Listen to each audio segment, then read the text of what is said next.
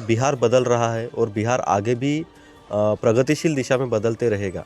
यह परसेप्शन हम बाहर के लोगों को ज़रूर बिहार के बारे में बताना चाहेंगे। अधिकारी के रूप में नहीं आए हैं।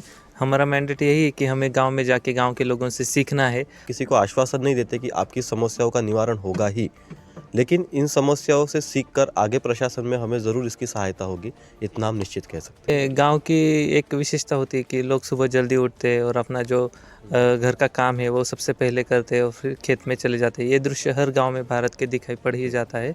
कि जो हर घर नल जो योजना है, तो उसका पीने का जो पानी है वो सिंचाई की तरफ खींचा जा रहा है। कई लोगों ने ऐसी कंप्लेंट की कि गांव का जो एक वर्ग है, विशेष वर्ग जिसके पास सत्ता है या जिसके पास बाहुबल है, वो वर्ग जो है पानी अपने खेतों की तरफ खींच रहा है। शायद लेकिन फिर भी दो गांव में जो डिफरेंस है महाराष्ट्र और बिहार के, वो हमें पता चला है क्योंकि ये बॉर्डर इलाका है। नमस्कार, न्यूज़ जनमत जागरण में आप सभी का स्वागत है। मैं अमृत राज।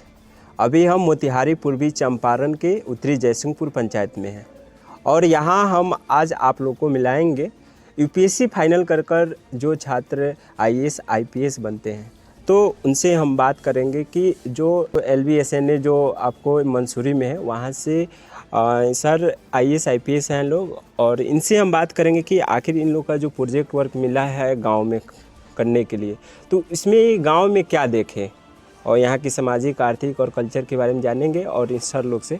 तो सर, सबसे पहले आपको न्यूज़ जनमत जागरण में स्वागत है सर। धन्यवाद सर। सर, आपका भी स्वागत है सर। बहुत बहुत धन्यवाद। सर, आप अपना नाम पहले बताइएगा सर। मेरा नाम राकेश अकोलकर है और मैं महाराष्ट्र का रहने वाला हूँ। अच्छा सर, आप सर? मेरा नाम संकेत वाघे है, मैं महाराष्ट्र के नागपुर ज़िले से हूँ। ये बताइएगा सर, आप लोग को आए हुए कितने दिन हो गए सर? हम यहाँ 28 तारीख को आए हैं और आज लगभग हमारा छठा दिन है यहाँ पे। जी सर, तो ये छठा दिन है आज। इस गांव में जो आप लोग घूमे लोग है कि नहीं, तो उसमें क्या क्या देखे लोग, उसके बारे में बताइएगा। जी, गांव में तो हम दो दृष्टि से काम कर रहे हैं। एक तो गांव के लोगों से संवाद साधकर उन लोगों की समस्याएं क्या है, उन लोगों के आर्थिक, सामाजिक, व्यक्तिगत जीवन में किस प्रकार से परिवर्तन आया है, इसके बारे में हम थोड़ी प्रश्न किए हैं और उनसे उनके जवाब प्राप्त किए हैं। और इसके अलावा यहाँ के जो ऑफिसर्स लोग हैं, यहाँ के जो अधिकारी वर्ग है, उन लोगों के साथ चर्चा करके गांव की सारी स्थिति का एक मुआयना करने का हमें संकल्प किया है। प्रशासन की जो हमारी एकेडमी की तरफ से हमें जो मैंडेट दिया गया है अलग अलग प्रोजेक्ट्स के माध्यम से, वह प्रोजेक्ट्स हम यहाँ पर पूर्ण करने की मंशा से आए हैं और आज या कल में वो सारे प्रोजेक्ट्स हमारे पूर्ण हो जाएंगे। जी सर, क्या इसके पहले भी आप गांव में रहे हैं? वैसे तो मैं तहसील ठिकान पे रहता हूँ, लेकिन गांव से मेरा ताल्लुकात रहा है, मैं गांव में आते जाते रहा हूँ। अच्छा, जो पहले आप गांव देखे हैं सर, अभी जो गांव देख रहे हैं जो ट्रेनिंग पीरियड में, तो दोनों में क्या डिफरेंस कुछ बताइए सर। पहले जो है मैं तो महाराष्ट्र के गांव देख चुका हूँ क्योंकि मेरा वह गृह प्रांत है। बिहार से मेरा उतना कोई ताल्लुकात नहीं रहा है, तो वहाँ के और यहाँ के गाँवों में अगर देखा जाए तो महाराष्ट्र के गाँवों की आर्थिक स्थिति बिहार के गाँव से तुलना में बहुत बेहतर है। बिहार में थोड़ा आर्थिक पिछड़ापन अधिक दिखता है, लेकिन साथ ही साथ यहाँ के लोगों में जो है एक ज़मीन से जुड़े हुए लोग हैं जो आदरातिथ्य करते हैं, जो इनका प्रेम है, यह मेरे ख्याल से कि भारत की संस्कृति का एक द्योतक है। तो यहाँ के लोग बड़े प्यारे हैं, लेकिन इनका आर्थिक और सामाजिक सशक्तिकरण करना बहुत आवश्यक है, ये हम जान सकते हैं यहाँ से। सर, पहले आप सिंपल व्यक्ति के रूप में पहले गांव में जाते थे, लेकिन एक अधिकारी के रूप में आए, तो अधिकारी के रूप में गांव में आए हुए, तो क्या बताइए? वैसे हम अधिकारी के रूप में नहीं आए हैं। हमारा मैंडेट यही है कि हमें गांव में जाके गांव के लोगों से सीखना है और उसी हिसाब से हम आए हैं। यहाँ के गांव के लोगों को हम पूछते हैं कि आपकी समस्या क्या है, तो वो हमें बताते हैं। और अलग एक चीज़ है कि जो गवर्नमेंट की स्कीम्स है अलग अलग, वो हमें जाननी है कि उतना उसका कितना इम्प्लीमेंटेशन ग्राउंड पे हो रहा है। तो ये गांव वालों को पूछ के हम पता कर रहे हैं और क्या दिक्कतें आ सकती है, तो आगे जाके हम जब वो स्कीम्स इम्प्लीमेंट करेंगे तो उसकी परेशानी, गांव वालों की परेशानी का हल हम आसानी से ढूंढ सकेंगे। और एक बात इसमें मैं जोड़ना चाहूँगा कि कभी कभी जो ग्रामीण भाग के लोग होते हैं वो अपेक्षाएं बांधकर बैठ जाते हैं कि हम कुछ परिवर्तन करेंगे, लेकिन फ़िलहाल हम प्रशिक्षु स्थिति में हैं, तो हमारी कलम में शक्ति नहीं है और हम केवल अभी ऑब्जर्वर के रूप में आए हैं कि गाँव वालों की क्या दिक्कत होती है। इसीलिए किसी को भी किसी प्रकार का आश्वासन देना ये हमारे भाग से अनुचित होगा।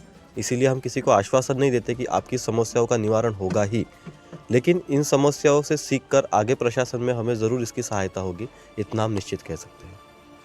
अच्छा सर, आप अपने गांव के बारे में बताइएगा सर कुछ। हाँ, गांव के बारे में मैं गांव में ही रहा हूँ, तो गांव की बहुत सारी चीज़ें पता है। लेकिन फिर भी दो गांव में जो डिफरेंस है महाराष्ट्र और बिहार के, वो हमें पता चला है, क्योंकि ये बॉर्डर इलाका है। यहाँ पे संसाधन की कमी है, बाढ़ से बहुत प्रभावित है, तो गांव में बहुत प्रॉब्लम होते हैं। यहाँ पे इंडस्ट्रियल एरिया कम है, रोज़गार की सुविधाएं कम है, एजुकेशन के लिए बहुत दूर दूर तक लोगों को जाना पड़ रहा है। ये सब असुविधाएं यहाँ हमें महसूस हुई है। लेकिन गांव के युवाओं में और लोगों में एक उत्साह है कि उनको कुछ आगे जाके करना है और गांव को आदर्श ग्राम बनाना है। तो उसी हिसाब से वो हमसे बात कर रहे हैं और हम भी ये सब बातें आगे डिस्ट्रिक्ट तक पहुंचाएंगे। सर ऐसा आप लोग जैसे कि कुछ इस गांव में देखे हो यूनिक की जो आपके गांव में नहीं दिखा हो? उत्तरी जयसिंहपुर पंचायत के बारे में कहा जाए तो विशेष यहाँ पे हम जो है धार्मिक जो पॉपुलेशन है, तो लगभग 50-50% हिंदू मुस्लिम पॉपुलेशन है। इसके अलावा यहाँ पर मतलब इसके बावजूद भी यहाँ पर किसी प्रकार से धार्मिक तनाव हमें देखने को नहीं मिला है। ये हम इसका प्रशंसा करना चाहेंगे इस गांव के बारे में। जितना हम घूमे हैं तो यहाँ पे धार्मिक तनाव काफ़ी कम है।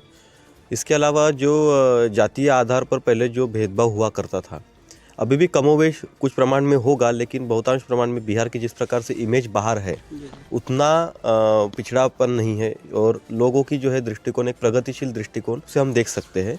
तो ये दो चीज़ें ऐसी है जो शायद महाराष्ट्र के या इतर कई गाँव में जो है शायद ऐसी चीज़ें बिरली होती है, दिखती नहीं है, लेकिन इस गाँव में हमें ये विशेष रूप से दिखाई पड़ी है। एक धार्मिक संतुलन और एक जातीय भेदभाव उतना अधिक प्रमाण में नहीं दिखता है जितना बाहर है। सर ये बताइएगा कि जैसे कि आप लोग तो महाराष्ट्र के हैं कि नहीं, लेकिन जिस तरह बिहार का नाम बाहर में उछाला जाता है, वो क्या वो है कि नहीं सर? इसके बारे में बताइएगा सर कुछ। ऐतिहासिक रूप से बिहार को एक बीमारू राज्यों के दर्जों में गिना जाता है, लेकिन लोगों के फीडबैक से हमको पता चल रहा है कि पिछले 15-20 वर्षों में 30 वर्षों में जो है काफ़ी बदलाव बिहार में हुआ है।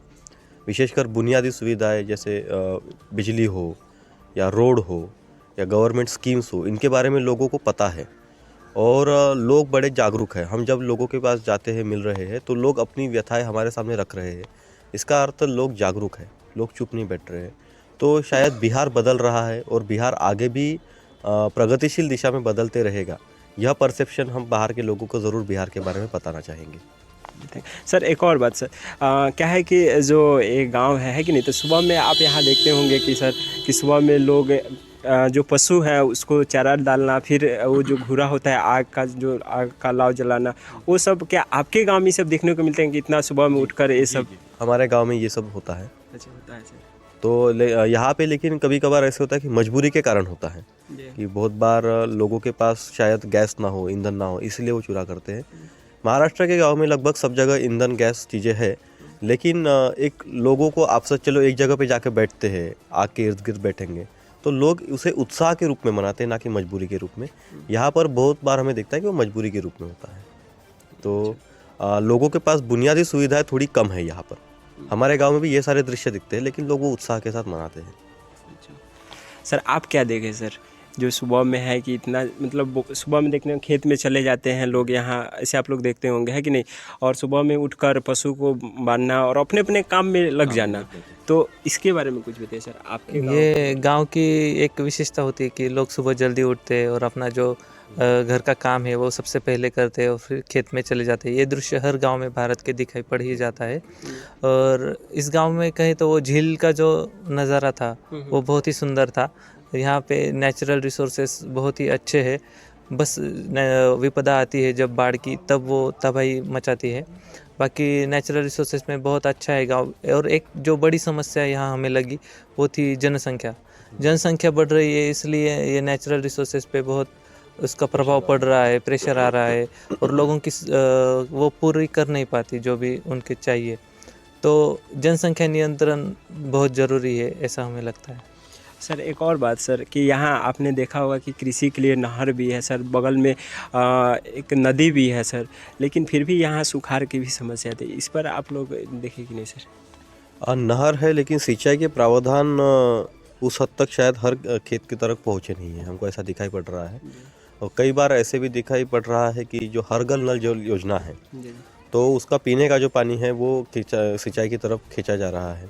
कई लोगों ने ऐसी कंप्लेंट की कि गांव का जो एक वर्ग है, विशेष वर्ग जिसके पास सत्ता है या जिसके पास बाहुबल है, वो वर्ग जो है पानी अपने खेतों की तरफ खींच रहा है। शायद इन कुछ ह्यूमन क्रिएटेड प्रॉब्लम्स के कारण हो सकता है कि ये सारी समस्या है, लेकिन अभी हम कृषि अधिकारियों के बारे में पूरा मुआयना कराएंगे इस बारे में और देखते हैं कि अक्सर इस समस्या का जो मूल है वो कहाँ पर, वो हमें उसके लिए देखना होगा।